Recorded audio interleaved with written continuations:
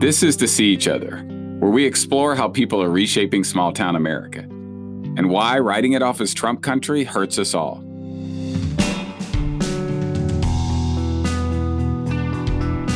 I'm George Gale, and we're headed to an unexpected front line of climate change and one of the small, traditionally conservative communities that is fighting it. Ocean County, New Jersey.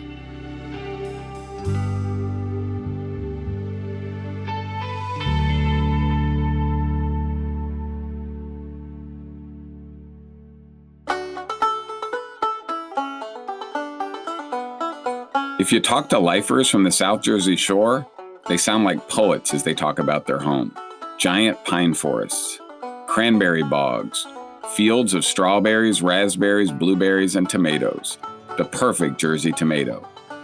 Clams and oysters are packed in Barnegat Bay, and a deep bluegrass tradition that stretches up from Appalachia is the soundtrack of the community.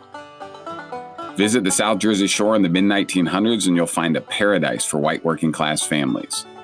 Mostly year-long residents making a living in agriculture or fishing, living in little bungalows, carving out their tiny piece of the ocean. Not everyone saw eye to eye on, say, political or social issues in this primarily conservative community, but they shared this place.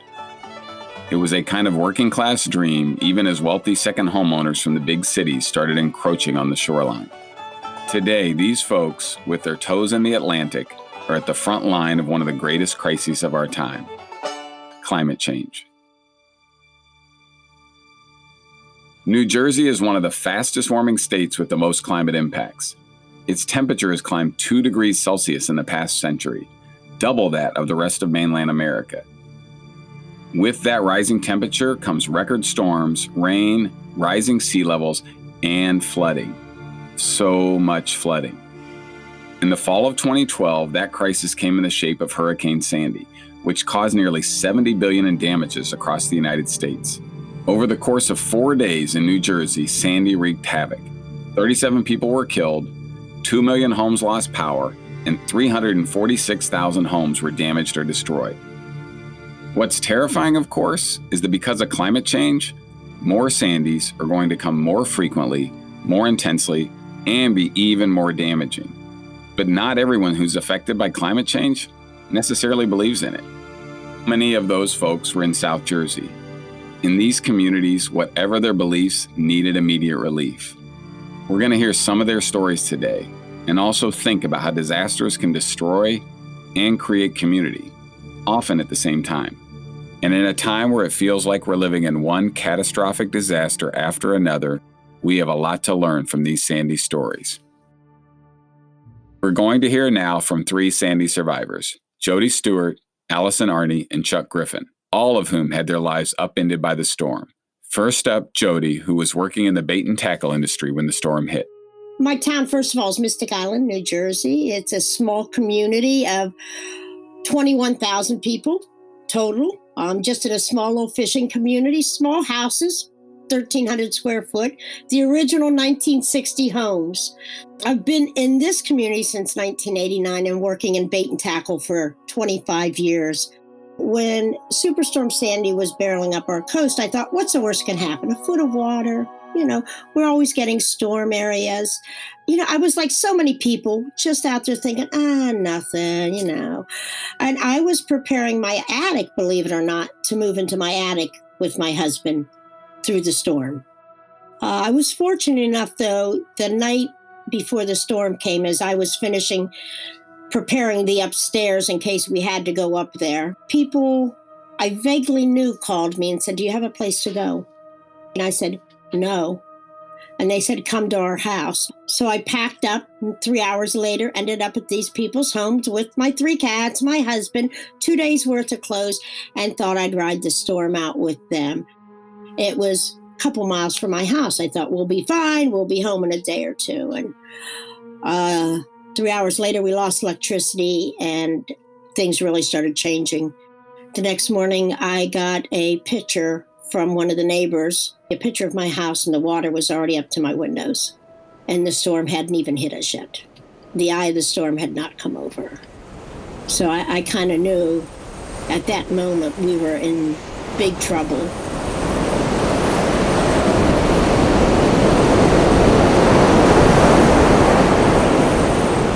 Hurricane Sandy is serious. It has already killed 21 people in Haiti, Jamaica, and Cuba, and she is setting her sights on the east coast of the U.S. This storm is basically one of the largest we've ever seen. You want to get out of the way of this storm. It is going to be a supercharged beast when it comes onshore. From the air, destruction as far as the eye can see. Fires smoldering, some still burning even after the worst winds had passed. The level of devastation at the Jersey Shore is unthinkable.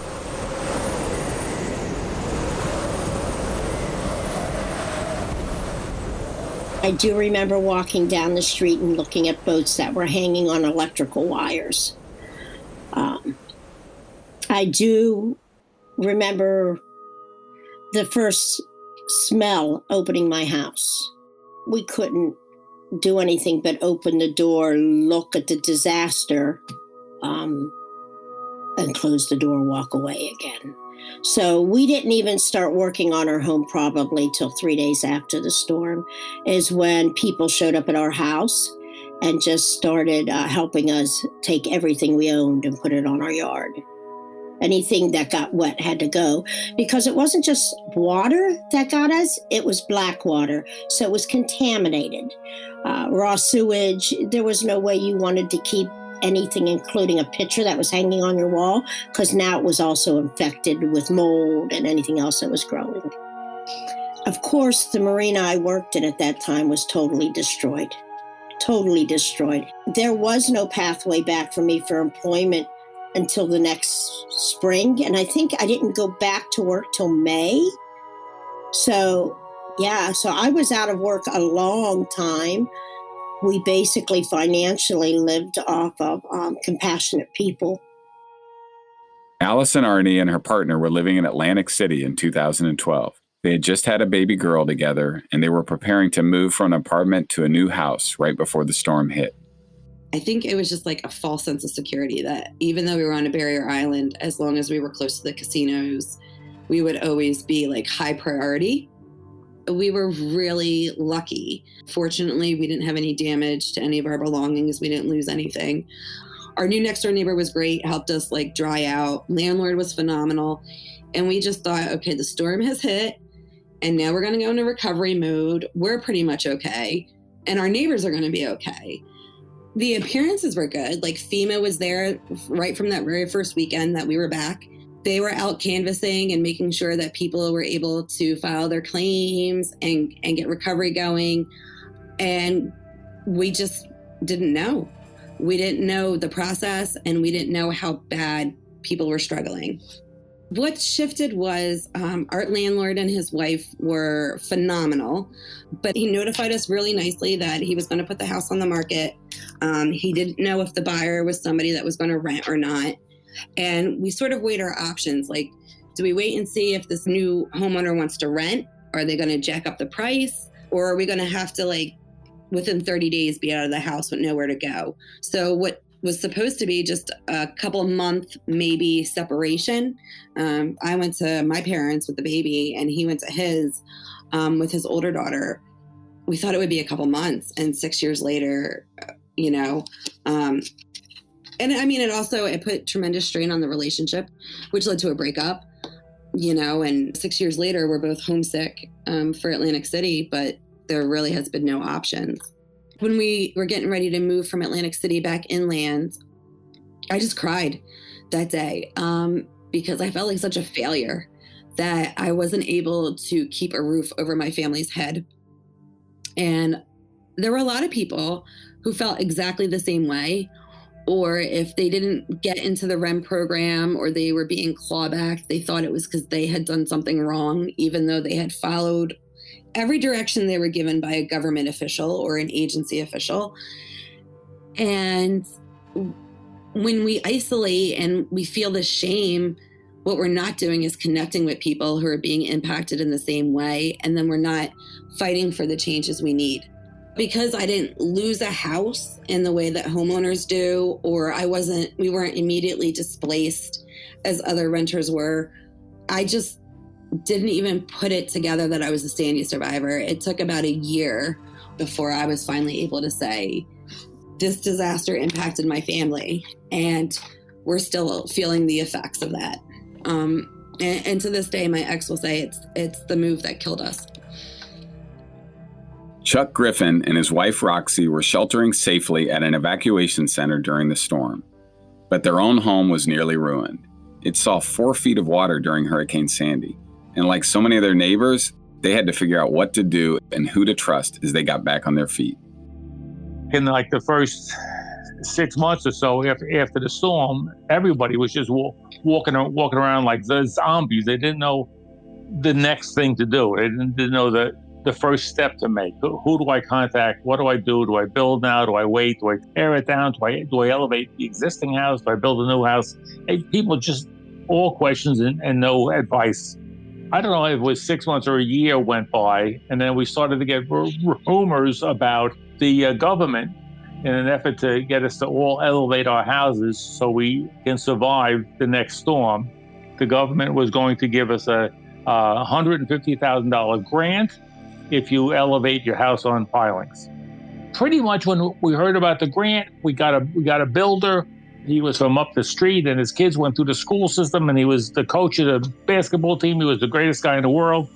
And we signed papers with him, and we gave him a 1/3 deposit, which was $50,000. And he never did a lick of work to our house or any of the other contracts that he had signed. So he just ambled the money away. And so 40 clients, of which I was one of them, got taken for the deposit that we left with him. So he had all these different people that he did fraud on, and they were in many different counties. So it became a court case on the state level, which took a long, long time. It took every bit of 2 years before we got the judge to say, okay, you're guilty. And so that took 2 years of just waiting. In the initial aftermath of the storm, aid poured in. FEMA approved $31 million in federal aid for New Jersey. 300 Marines were flown in to help with cleanup efforts. The T.S. Kennedy, a U.S. maritime service ship, provided housing for emergency workers and power crews as they cleaned up, but it still felt inadequate. After the storm, it wasn't the big companies that came in to help us, the Red Crosses and the things like that. It was our community who came and stepped forward and started a food bank and knocked on your door. It was the local churches who stood up and said, what can we do? Do you need boxes? Can we help you gut your house? And that's what this community was. I guess it still can be once it's recovered. We're still not recovered. There's still people not home. There's many people who sold and left. And then those are those people who lost their homes because they couldn't afford to keep them. Some of us were getting money from our insurance companies, but we were underpaid so drastically. And I had no clue who this organization was, but I was called by a friend of mine who said, Jody, come to this meeting at the local luncheonette. And I showed up and it was packed. And here was a few people talking about the recovery and how we need to make change to be able to recover. And I started understanding that we had to do things as a community to make the changes we needed, or none of us were ever going to get home. That meeting at the luncheonette was put together by the New Jersey Organizing Project, initiated by Amanda DeVecca-Ranier, a longtime People's Action organizer and our former national campaign director. A lot of organizers choose to work in places that already lean left. Amanda intentionally went to work in a place that is conservative. Amanda is one of my favorite organizers. She's fearless, she's hopeful, and she's visionary. She truly understands that in small-town New Jersey, you need to be able to sit at a table and build relationships with people that are wildly different from you. As she says, what satisfaction do I get in being right? I want to get things done and build a better future. She is right, of course. Case in point, climate change. Excluding people from the fight because they don't believe in climate change, it won't keep the seawaters from rising. It won't keep the floods at bay, and it certainly won't stop another Sandy. In fact, it closes the door on the potential for deeper relationships and a more nuanced conversation on those things that divide us most. So Amanda went back to her childhood home of southern New Jersey after Sandy hit. She founded the New Jersey Organizing Project with 9 other Sandy survivors. It was the storm after the storm, when they wrestled with the long-term effects of the hurricane and asked themselves, what do we do after people are fed and sheltered? How do we prepare ourselves better for the next disaster? How do we rebuild not what we had, but instead what we need for a better future? One answer is NJOP's work on fighting climate change with clean and renewable energy, working to integrate wind energy into the fabric of the community. People were in so much hurt. Like, imagine the worst storm you've ever seen in your lifetime comes, and your government is going to take care of you, or says it's going to take care of you, right? The federal government, FEMA, and then the state government. And it's just not working. There's this, $150,000 grant program. You're supposed to be getting through this to get home. Your neighbors and friends and family that weren't Sandy impacted are still saying to you, like, oh, you're not home yet? And it's like, oh, well, what am I doing wrong? How am I messing this up? And I just felt like there were thousands of my, friends and neighbors broadly that were sitting somewhere alone being like, well, what am I screwing up? And I knew that it was important that we could create a place that all of them could come to, no matter like who they voted for, what party they were registered for, and understand, like, you're not screwing up. There's a system in place that needs to be fixed in order for you to succeed. And we have to come together and do that. You cannot battle it out as an individual. Only if we join all of our experiences and all of our stories can we diagnose this properly. And then only can we have the oomph that we need to reform the system at the state level. My understanding is, like, the extreme weather events like Sandy do politicize people or wake people around climate change. That's an assumption. And then also, I know you're an organization that, like, you can be a part of the organization whether you believe in climate change or not. That's not the thing. Like, how do you hold that complexity? It is complex. It's remarkable how we can be next to each other and experience the same thing and have just like wildly different interpretations of it. But what I've learned is, no matter how wildly different our interpretations are, we can often end up agreeing about the thing that we need to do, especially immediately, to fix it. And so I think the thing with climate change is, like, no matter how we understand it, we are all stuck in our houses when it floods. And we can't get out, can't get to work, can't go to the doctor, can't go to the store and pick up something you're out of. And so what we try to do is just sort of, we've got some scientists that are part of the organization that are like local folks that have also experienced Sandy, and I'm so grateful for them. And we just try to say, like, look, like, these people think this thing, and our organization does too, but you don't have to agree with us. I think no matter what you think, we can agree we've got to do something about the flooding. So we can look at immediate mitigation efforts. Like, I just lifted my house. That's a huge mitigation effort for flooding. More people need to be able to do that. And we could think about roads and, expanding the marshes. There's all kinds of ways we can shift our communities to be able to live with the water we're seeing. And I don't know anybody that doesn't agree with that, no matter why they think that's happening. So we can all unite around that. Then it gets a little bit harder if you think about, well, we got to adjust to live with the water that's happening, but how do we prevent it from getting worse? So that's when you start to get into the question of, like, does this have something to do with fossil fuel and, emissions? You just picture those sort of spewing smokestack.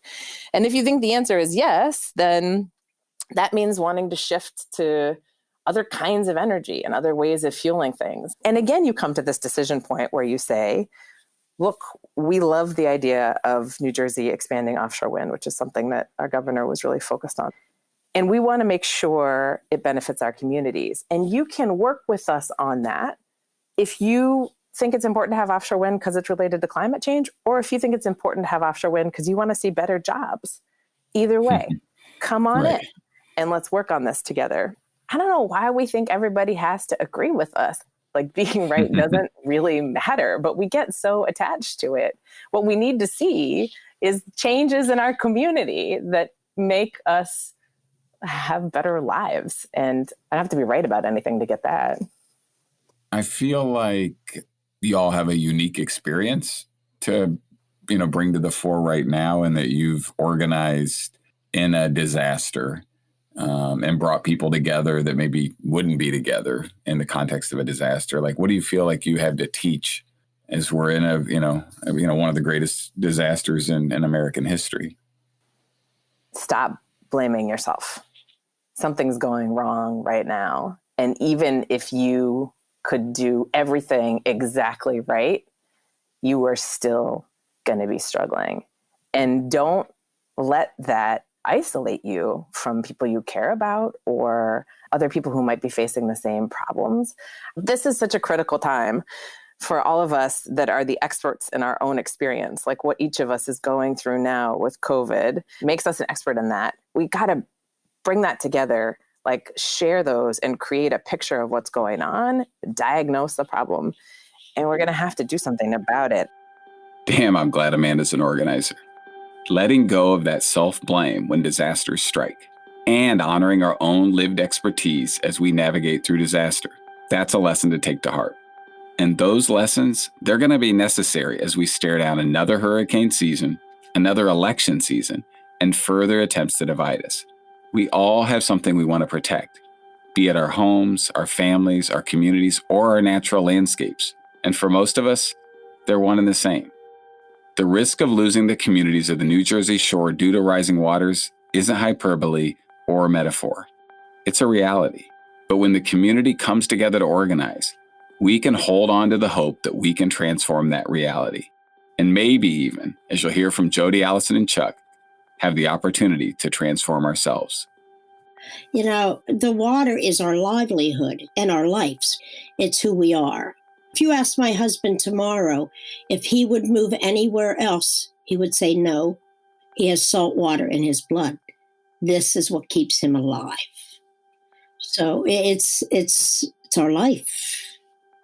But I know from reading scientific research that my house, well, I can't say my house because I'm 15 feet in the air now. I am elevated. But there will be water underneath my house by 2050. If we don't do something to change things, there will be water. So my community will be gone. They've already done a study for Mystic Island, which is part of Little Egg Harbor, a couple years back to buy out 100 homes. Then there was another one to buy out 500 homes. So they know that my community will be disappearing, and they're thinking about what to do. My thought is, I don't want to leave. This is where I live. This is where I breathe. This is what I fight for. But there's a chance down the road, especially if I have another storm, we will have to leave before it's always underwater. I know my community's doing what it can, but it's all a Band-Aid. It's a Band-Aid. We're raising streets. It's a Band-Aid. We are building living shorelines. It's a Band-Aid. But the main thing is changing people's thoughts, minds, having policies set in place for change. And if there is another disaster, we're already ready for it, prepared for it, and make it easier on the next people so it's not as traumatic. Allison, for her part, isn't letting go of that vision of New Jersey community, not for herself or her young daughter. You know, as a parent, you look at your kid and you think your kid's perfect and great. And my daughter's always had a flair for drama, even as an infant. And I think one day I just looked at her as a baby and was like, she's just going to realize how great she is one day. And she's going to take off. Like, this is just not going to be a big enough arena for her. And she's going to go find her way in the world. And then she found Jersey tomatoes. And I realized that even if that day ever came where she moved away, she'd always come back home, right? And she'd always be a Jersey girl. And now I look around at this child who loves the beach. She goes all the time with my parents, and she's such a Jersey girl. But I just look at communities that are dealing with flooding and how it's coming inland and how outside interests talk about like managed retreat. And now I'm worried that it's not going to be that Amara wants to leave New Jersey. It's going to be that she has to leave New Jersey, because I can't think what would happen if all of a sudden we started to lose our barrier islands as a place to live, I just get really worried that there's going to come a time where her choices are going to be taken from her. And that's, I think, really why I fight so hard, is because I don't want anybody to feel like they don't have a choice.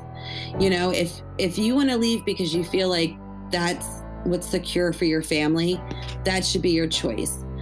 But it should also be a choice for communities to either retreat together or to adapt together and figure out what that is. And then the resources need to be there to help them do that. The New Jersey Organizing Project has done just that. Chuck, who was displaced from his home for more than 5 years, is finally back. He's doing direct actions, he's telling his story to politicians near and far, and he's bringing his neighbors along with him in the fight. On the wall in my mother-in-law's house, she has a picture on the wall, and it's me and Senator Menendez and Cory Booker and our new Governor Murphy.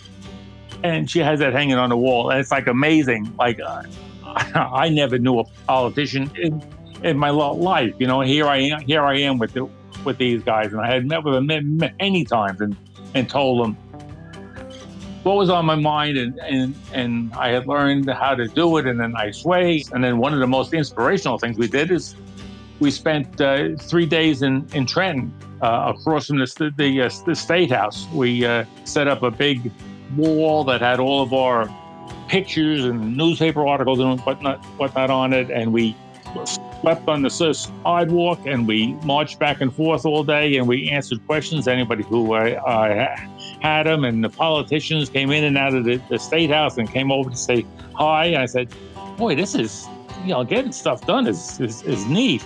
Yeah.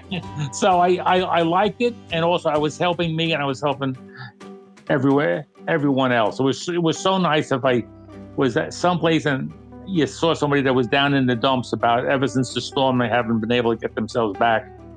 And I would say to them, look, you call this number and we will get advice to you. We might not be able to answer every question, but we'll be able to hook you up with somebody who can.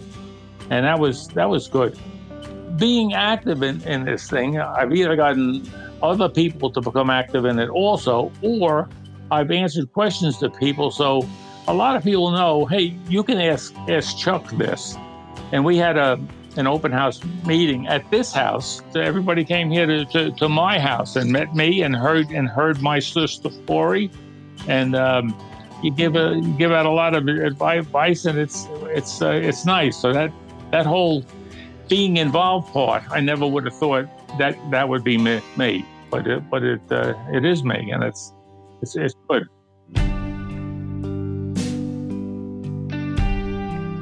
At People's Action, we call people to act in the spirit of joyous rebellion. I can think of nothing more joyful than Chuck growing into his power in his community as he helps others navigate their way through a disaster. In the aftermath of Sandy, one could say, damn, this is crushing me, my family, and my community. I'm sad about it. I'm mad about it.